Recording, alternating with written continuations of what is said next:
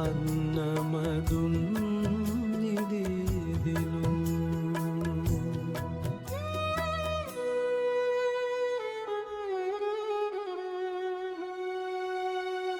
കണ്ണീർ ഉപ്പുള്ള കനൽ, ഒരു പിതാവിന്റെ നോവ്.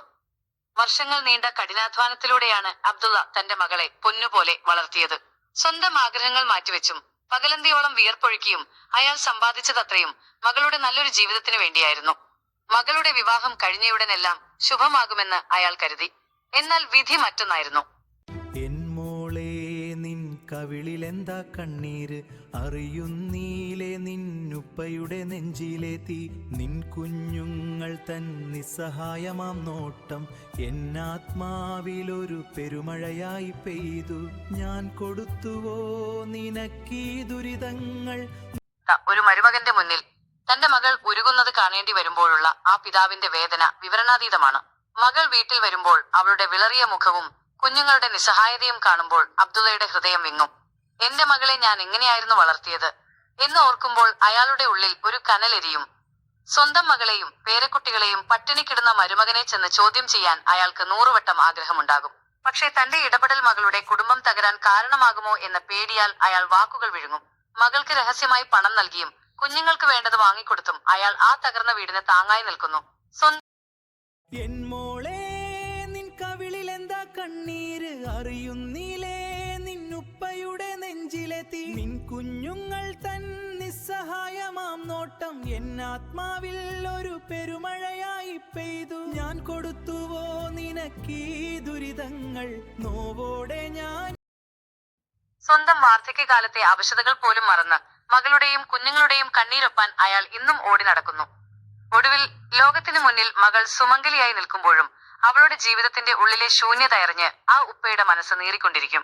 മകളുടെ സന്തോഷത്തിനു വേണ്ടി ഇത്രയേറെ ത്യാഗങ്ങൾ ചെയ്തിട്ടും അവൾ അനുഭവിക്കുന്ന ദുരിതം കണ്ട് ഒന്നും ചെയ്യാൻ കഴിയാതെ നിൽക്കുന്ന ആ പിതാവിന്റെ നോവ് ഏതൊരു കരിങ്കല്ലിനെയും അലിയിക്കുന്നതാണ്. കണ്ണീരൊപ്പാൻ നീയേയുള്ളു കനിയേണമേ, അവൾ കാണും ദുരിതങ്ങൾ തീർക്കണേ, സന്തോഷം മാത്രം നൽകണേ എന്റെ റഹ്മാനെ. ഈ ഉപ്പന്റെ നെഞ്ചിലെ നോവ് കാണുന്നീലേ, എന്റെ പ്രാണൻ അവൾക്കായി നൽകിടാമോ, അവൾക്ക് ശാന്തി നൽകണേ എന്റെ റബ്ബേ, ശാന്തി നൽകണേ എന്റെ റബ്ബേ. അവസാന നിമിഷം, നീറുന്ന പിതാവിന്റെ യാത്ര. അബ്ദുള്ളയുടെ ഉള്ളിലെ കനൽ ആരും കാണാതെ ആളിപ്പടരുകയായിരുന്നു. ഓരോ തവണ മകൾ കണ്ണു തുടച്ചുകൊണ്ട് വീട്ടിൽ വരുമ്പോഴും അയാളുടെ നെഞ്ചി പിടയുമായിരുന്നു. മരുമകന്റെ ക്രൂരതയും അവഗണനയും തന്റെ പേരക്കുട്ടികളുടെ പട്ടിണിയും കണ്ട് അയാൾ ഒരുപാട് രാത്രികൾ ഉറക്കമില്ലാതെ തള്ളി നീക്കി. ആരോടും ഒന്നും പറയാനാവാതെ തന്റെ മകളുടെ തകർന്ന ജീവിതമോർത്ത് അയാൾ ഉള്ളുരുകി പ്രാർത്ഥിച്ചു. ആ ദിവസം ഒരു കാലത്തും മറക്കാൻ കഴിയില്ല. മകൾ കരഞ്ഞുകൊണ്ട് വീണ്ടും ഓടിയെത്തിയത് തന്റെ കൈക്കുഞ്ഞിനെയും ചേർത്ത് പിടിച്ചായിരുന്നു. എൻ മോളെ നിൻ കവിളിലെന്താ കണ്ണീര്, അറിയുന്നീലേ നിന്നുപ്പയുടെ നെഞ്ചിലെ തീ, നിൻ കുഞ്ഞുങ്ങൾ തൻ നിസ്സഹായമാം നോട്ടം എന്നാത്മാവിൽ ഒരു പെരുമഴയായി പെയ്തു. ഞാൻ കൊടുത്തുവോ പിടിച്ചായിരുന്നു. അവൾക്ക് നേരെ ഉയർന്ന മരുമകന്റെ പരുഷമായ വാക്കുകളും ആക്രോശങ്ങളും അബ്ദുള്ളയുടെ ചെവിയിൽ മുഴങ്ങിക്കൊണ്ടിരുന്നു. തന്റെ മകളെ ഒരു ഭാരമായി കരുതുന്ന മരുമകന്റെ മുഖം അയാളുടെ ഉള്ളിൽ ഒരു വലിയ വിങ്ങലായി മാറി. അബ്ദുള്ളയുടെ ശ്വാസം മുട്ടാൻ തുടങ്ങി. നെഞ്ചിൽ 1000 ഭാരങ്ങൾ ഒന്നിച്ചു കയറ്റിവെച്ചതുപോലെ. തന്റെ മകൾക്കും കുഞ്ഞുങ്ങൾക്കും ഇനി ആരുണ്ട് എന്ന ചിന്ത അയാളെ ശ്വാസം മുട്ടിച്ചു.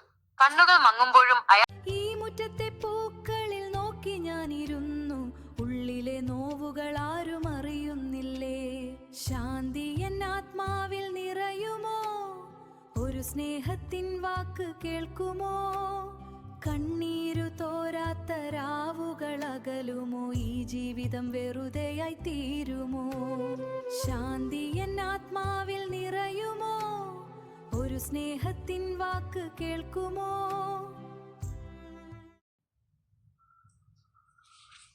ആ വലിയുപ്പയുടെയും ആ 5 പേരക്കുട്ടികളുടെയും സ്നേഹബന്ധം അത്രത്തോളം ആഴമുള്ളതായിരുന്നു. മക്കൾക്ക് ഉമ്മയും ഉപ്പയും നൽകുന്നതിനേക്കാൾ കരുതൽ അവർക്ക് നൽകിയിരുന്നത് ആ വലിയുപ്പയായിരുന്നു. അവരുടെ ഓരോ ഉയർച്ചയിലും ആ വലിയുപ്പയുടെ പ്രാർത്ഥനകൾ ഉണ്ടായിരുന്നു. അവർക്ക് പഠനകാലത്ത് വലിയ പ്രയാസങ്ങൾ നേരിടേണ്ടി വന്നിരുന്നു. സാമ്പത്തികമായ ബുദ്ധിമുട്ടുകൾ കാരണം പലപ്പോഴും പഠനം പാതിവഴിയിൽ മുടങ്ങുമോ എന്ന് അവർ ഭയന്നു. അപ്പോഴൊക്കെ വലിയപ്പ തന്റെ ചെറിയ സമ്പാദ്യങ്ങൾ പോലും അവർക്കായി മാറ്റിവെച്ചു. മക്കളെ, പഠിപ്പാണ് നിങ്ങളുടെ ഏറ്റവും വലിയ കൈമുതൽ, അത് മുടങ്ങാൻ സമ്മതിക്കരുത് എന്ന് അദ്ദേഹം എപ്പോഴും ഓർമ്മിപ്പിച്ചുകൊണ്ടിരുന്നു. തളർന്നു പോകുന്ന നിമിഷങ്ങളിലൊക്കെ വലിയപ്പയുടെ സാന്ത്വന വാക്കുകൾ അവർക്ക് വലിയൊരു കരുത്തായിരുന്നു. കാലം കടന്നുപോയി. വലിയപ്പയുടെ പ്രാർത്ഥനകളും അവരുടെ കഠിനാധ്വാനവും ഫലം കണ്ടു. 4 ആൺകുട്ടികളും പെൺകുട്ടിയും ജീവിതത്തിൽ നല്ല നിലയിലെത്തി. തങ്ങൾ അനുഭവിച്ച കഷ്ടപ്പാടുകൾക്കിടയിലും തങ്ങളെ കൈപിടിച്ചുയർത്തിയ ആ വലിയപ്പയോട് അവർക്ക് പറഞ്ഞാൽ തീരാത്ത കടപ്പാടുണ്ടായിരുന്നു. വലിയപ്പയുടെ കഷ്ടപ്പാടുകൾക്കുള്ള പ്രതിഫലമെന്നോണം അവർ അദ്ദേഹത്തിന് എല്ലാവിധ സൗകര്യങ്ങളും ഒരുക്കി നൽകി. വലിയപ്പയ്ക്ക് ഒരു ദൂരയാത്ര പോകണമെന്ന് വലിയ ആഗ്രഹമുണ്ടായിരുന്നു. അത് മക്കളുടെയും പേരക്കുട്ടികളുടെയും മനസ്സിലുണ്ടായിരുന്നു. അങ്ങനെ ഒരു ദിവസം ആ 4 ആൺകുട്ടികളും പെൺകുട്ടിയും ചേർന്ന് വലിയപ്പയെ ഒരു കാറിൽ കയറ്റി യാത്ര തിരിച്ചു. അവരുടെ കണ്ണുകളിൽ വലിയപ്പയോടുള്ള അതിരറ്റ സ്നേഹവും ബഹുമാനവുമുണ്ട്. ആ യാത്രയിലുടനീളം അവർ അദ്ദേഹത്തെ ഒരു കുഞ്ഞിനെ എന്ന പോലെ നോക്കി. തങ്ങൾ വളർന്നതും വലിയപ്പയുടെ തണലിലാണെന്ന തിരിച്ചറിവ് അവരെ കൂടുതൽ വിനീതരാക്കി. യാത്രക്കിടയിൽ അവർ പല സ്ഥലങ്ങളും കണ്ടു. ഓരോ സ്ഥലത്തും വെച്ച് വലിയപ്പയുടെ സന്തോഷം കാണുമ്പോൾ അവരുടെ മനസ്സും നിറഞ്ഞു. യാത്രയുടെ അവസാന നാളുകളിൽ ഒരു ശാന്തമായ തീരത്ത് വെച്ച് വലിയപ്പ അവരോട് പറഞ്ഞു, "എന്റെ മക്കളെ, നിങ്ങളെ ഇത്രയും നല്ലവരായി കാണാൻ കഴിഞ്ഞല്ലോ, അതാണ് എന്റെ ഏറ്റവും വലിയ വിജയം. എനിക്കിനി ഒന്നിനും പരാതിയില്ല." അന്ന് രാത്രി വലിയപ്പയുടെ മടിയിൽ തലവെച്ച് പേരക്കുട്ടികൾ ഇരിക്കുമ്പോൾ അദ്ദേഹം അവർക്ക് വേണ്ടി ഉള്ളുരുകി പ്രാർത്ഥിച്ചു. അല്പം കഴിഞ്ഞ് വലിയപ്പ പതിയെ കണ്ണുകൾ അടച്ചു. ഒരു ചെറുപുഞ്ചിരിയോടെ, യാതൊരു പ്രയാസവുമില്ലാതെ അദ്ദേഹം ഈ ലോകത്തോട് വിട പറഞ്ഞു. തന്നെ സ്നേഹിച്ച പേരക്കുട്ടികളുടെ മടിയിൽ കിടന്ന് അള്ളാഹുവിന്റെ വിളിക്ക് അദ്ദേഹം ഉത്തരം നൽകി. വലിയപ്പയുടെ ആ സമാധാനപരമായ